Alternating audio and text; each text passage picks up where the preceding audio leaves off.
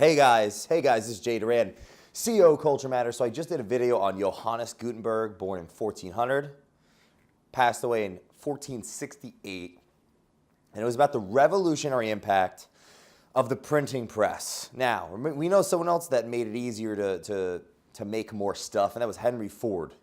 And he died pretty rich. What do you invent? He invented the conveyor belt system, right? So there were already the idea of cars. He made it really easy to mass produce it. Well, Tsai Lun invented paper 1,000 years before Gutenberg. He was an Eastern guy, Chinese. He was Chinese, and they had a distinct advantage. And Gutenberg basically made it easy to mass produce books. So he didn't invent anything new. Now, the point is, though, Henry Ford got very wealthy from mass producing and changing the world in that aspect. Johannes Gutenberg actually died broke. So changing the world and making money are really two different games if you think about it. Because I know Steve Jobs said, you want to make $1 billion, solve 1 billion problems, and that is true. Because a business, I know they teach you in college, a business is meant to make a profit. Well, that's a bunch of crap, because if you don't solve anybody's problem, there ain't going to be no profit. Now, we know that. But just because you can solve 1 billion problems doesn't necessarily mean that you're going to be a billionaire. Johannes Gutenberg was a pretty bad businessman. And for example, not understanding the legal ramifications of signing a contract, having the right corporation. Is it an S Corp, a C Corp? Like, find the right attorney. Don't go cheap. Columbus, like Gutenberg, didn't have good legal setup, so both of them kind of failed at getting what they wanted.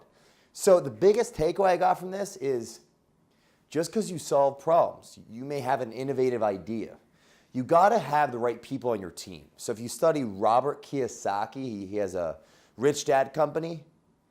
There's a book called The Real Book of Real Estate where it takes all of his advisors, there's 20 different advisors that help him or have helped him in the past build this thousands and thousands of apartment unit portfolio that he has. And he says, my job is not to be the smartest, it's to delegate to the smartest and have the smarter people than me on my team. So the right accountant, the right attorney, the right property manager, the right developer, the right so on and so forth. So ask yourself, if you're passionate about something and you know it's going to be the next big thing, who is on your team so that you can change the world and get paid for it? Because they're not one and the same. They're the Henry Fords of the world and they're the Johann Gutenbergs of the world. Henry Ford died super rich and he solved a lot of problems.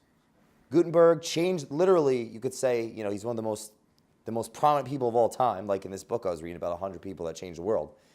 But he didn't get anything out of it, right? Like Tesla, Nikola Tesla, same thing. So this is Doran, CEO of Culture Matters. I hope this blew your mind a little bit. I'll see you on the next one.